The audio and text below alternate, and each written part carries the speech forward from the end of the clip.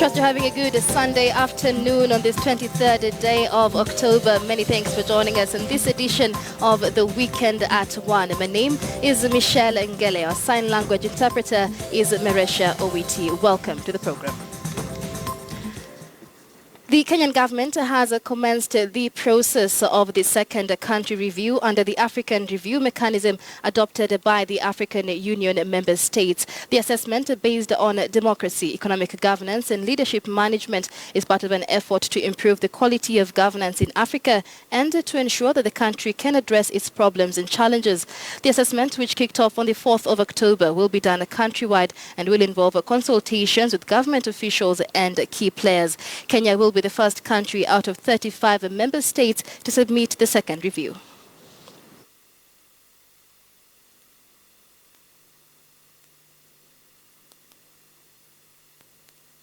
Once the country review team completes the review mission, they will leave the country to go and prepare the draft reports. The draft country review report will be sent to Kenya through NEPAD APRM Secretariat. The country will be expected to go through the report and validate the findings therein. It will check for factual errors, omissions, and inconsistencies and others. Therefore, the country will be expected to prepare a government response and a national plan of action, which will address the recommendations made in the reports. The first country review mission identified several governance successes, especially in the economic and corporate governance areas. But it also identified a number of challenges and recommended that they be addressed without delay.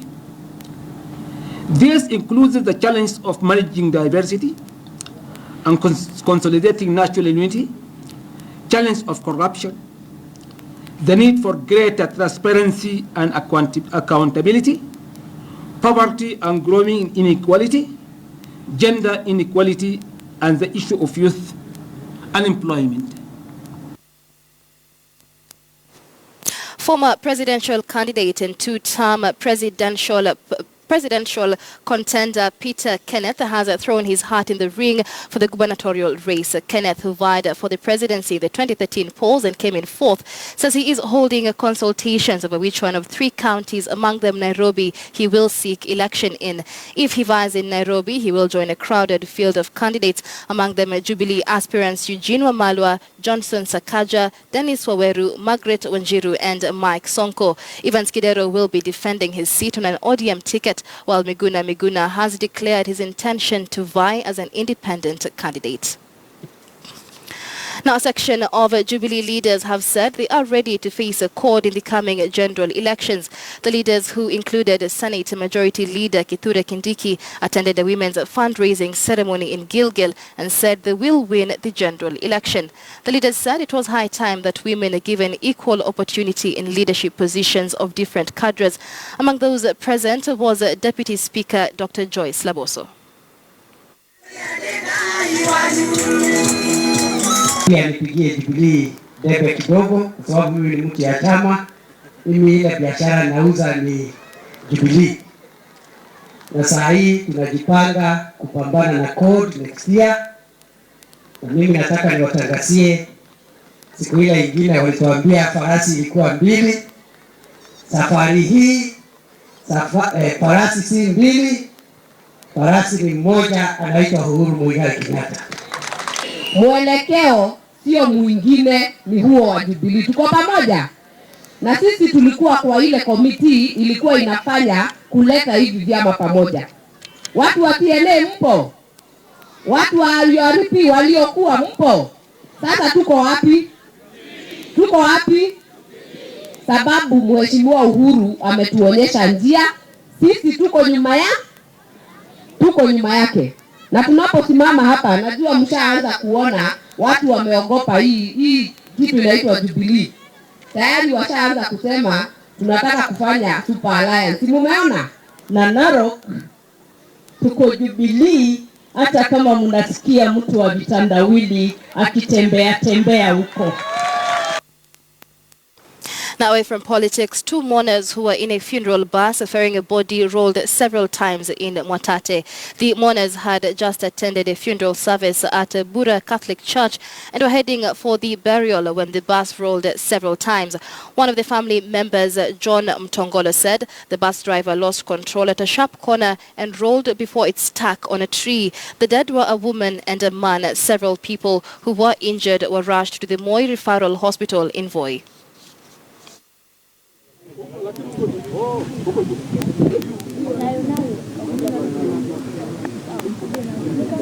Mimi nilikuwa nimetangulia na msafara wa magari ulikuwa huko nyuma. Tulipokuwa tumefika pale tunasubiri mwili, tukapata habari kwamba kuna ajali imepatikana na lile basi ambalo lilikuwa limebeba mwili. Tukaja kwa haraka kwa shughuli ya kuokoa, lakini hata hivyo gari lilikuwa limejaa watu na tukapata kwamba kuna mama alitoka akafa hapo watu wakiona. Baadaye tukatua mzee mmoja ambaye alikuwa amepondeka na baadaye pia akafa na wengine wakawa wameumia vibaya. So tumeconfirm kwamba watu ambao wamefariki ni wawili kutokana na ajali hii. Baada ya dakika masaa kidogo napigiwa simu tena nikiwa Mgange na naambiwa John Msangeti, ile gari ilikuwa inachukua John Msangeti, mazishi yake ilikuwa inafanywa hapa Bura Mission. Gari imepata accident. So ikanibidi sasa nikimbie tena nije nione what's happening. Kuja hapa nimeongea na driver akaniambia mtu mmoja ameendeka. Sasa hivi tunaongea mtu mmoja ameendeka. Sasa watu wengine hatujui ni wangapi so far ambao mpaka dakika hii watakuwa wako salama, maana watu wengine wamekuwa rush hospitali. Kilifi County Governor Jeffer Amason Kingi has been forced to hold a special meeting with members of the Kilifi County Assembly to discuss the biting drought in the county. The meeting was held to discuss ways of increasing allocations for disaster management in the county. The leaders agreed to increase the 80 million shillings for disaster to 150 million shillings. More than 300,000 people are facing starvation in the county. The governor has said that there is need for quick intervention to ensure no one dies of hunger. Kingi, who spoke during a burial ceremony in Ganze, said he will work with other leaders to end hunger in the area.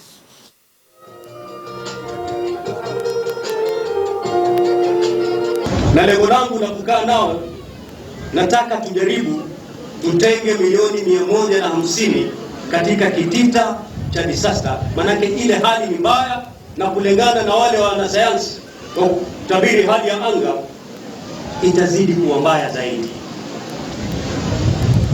Ni mbaya, na tena kulingana na ule utafiti tunapatiwa na wanasayansi wa hewa, hii hali itazidi kuwa mbaya.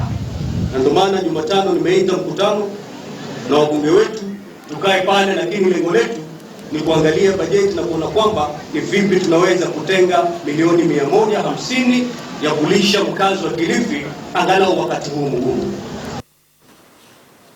Former Law Society of Kenya Chairman Eric Mutua, who is eyeing a political seat in Mwingi, now claims his life is in danger after his convoy of supporters was attacked in Mwai in Mwingi East. He's speaking after recording a statement at Mwingi police station.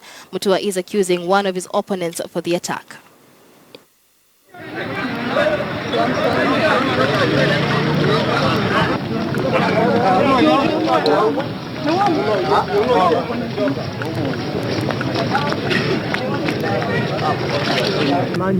My convoy was blocked in a bridge, and after it was blocked, we stayed there for about 3 hours. It was by good luck that we could not face any trucks, oncoming trucks. Otherwise we would have died because they blocked the entire of the bridge, that we couldn't go forth, we couldn't go backwards. And in company of that Gideon Mulungi, he had 2 vehicles. He had a V8 and a Probox. Inside the Probox there was 1 policeman. Inside the VX there were 2 policemen. Yes. And with the policeman they blocked me from coming to Mwingi from Gune. That shows you that there is already a compromise of the police in Mwingi. And what I want to ask the Inspector General to do is that they ought to transfer all the policemen in Mwingi. And this is not because my life is at risk. My life is at danger. Wametuletea vita, washtakiwe, sheria ichukue mkono yake. Wale wanasema sheria ichukue mkono wake waseme. Tumekubaliana hiyo? A section of leaders from Narok County are unhappy over the manner in which the county government is addressing matters to do with education. The leaders castigated Governor Samuel Tunai, accusing him of neglecting the education sector.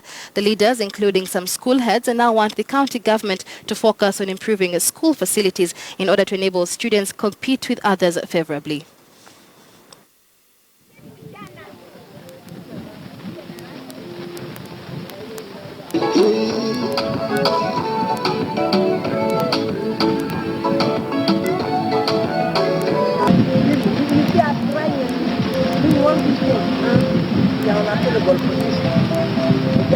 Naona hatuna walimu, facilities hatuna. Hata nataka kueleza kwa ile viti iko saa hii, sijui mmeona imeandikwa FDC, OFDC. Ni msungu alivolunteer, watoto walikuwa anakalia chini for 2 years. Sasa tukiongea huyo governor ako ndani ya hiyo ward yangu the other end. Ati anaenda kufungua nyumba ya mama. Na hiyo nyumba hata hajatoa mabati moja. Sasa tunauliza governor mzima, badala aenda afungue manyumba na wananchi wanataka madarasa, wanataka nyumba za walimu, wanataka administration blocks, wanataka watoto wapate karo. Bura Member of Parliament Ali Wario says that the inactivity at the Jubilee Party headquarters should not be a cause for concern for supporters. Wario, who was elected on a TNA party, said that a lot was happening behind the scenes and termed those spreading rumors that the party was inactive or ignorant. He was reacting to reports appearing in a section of the media that the party was asleep since its launch more than a month ago. He was speaking at Mororo Trading Center while campaigning for Jubilee Party's Sala Ward candidate Fozia Karani. Enda kaangalie nyumba ya ofisi ya Jubilee kiasi iko. Hiyo nyumba masaa 24 inatoa huduma kwa Wakenya kutoka sehemu mbalimbali. Laiti Jubilee ingelala, hii rangi nyekundu unayoona Mororo leo, hii rangi nyekundu usingeona. Imefika vipi hii branding ya Jubilee? Wacha chama, angalia binadamu mwenyewe amepaka rangi ya Jubilee. Kwa hivyo huyo huwezi mwambia Jubilee imekufa. Jubilee imezaliwa na inasimama na ina nguvu. Inaonekanwa. Hatuwezi fanya bahati nasibu. Tuanze kumangamanga kwa hii msituni tutafute rais ya Kenya ni nani. Kenya iko na rais anayekalia kwa hiyo kiti, tumpatie kura, tumweke kwa hiyo kiti. Maendeleo inaendelea katika nchi hii. Iendelee mpaka mwisho. Hapa hakuna bahati nasibu. Hapa hakuna nini? Tunataka kwenda kuangalia basari ya watoto wetu. Sala Ward. Elsewhere, more than 50 families have been left homeless after hired goons demolished their houses in Athi River, Machakos County. The families were left to spend the night in the cold by people who are now claiming ownership of the land. The victims claim they have been living on the land for over 20 years. The hired goons arrived early morning in a lorry and a bus, but only half of them demolished the houses. Part of the hired group, 50 in number, who were in a bus, said they were hired from Narok County to offer security services for 10,000 shillings per month. The victims have called on the government to offer them security and establish the status of the land which they claim is theirs. Hii wamebomoa, hata unajua ni wakora. Wanasema manadai maneno ya shamba. Lakini ni wakora wamelete kwa sababu polisi wako Land Rover moja. Lakini wanatumia wakora wengine wakipata pesa. Hata mimi nimechukuliwa kwa nyumba yangu, wamechukua kama 10,000. Wamama wengine wali pesa kidogo ya masiwa wakipata wanaenda naso. Hata sila yetu ile tunalinda ng'ombe kama mkuki, kama panga, wameenda naye. You're watching The Weekend at 1 at 12 minutes past the hour. Let's take a short break. We'll be back with more.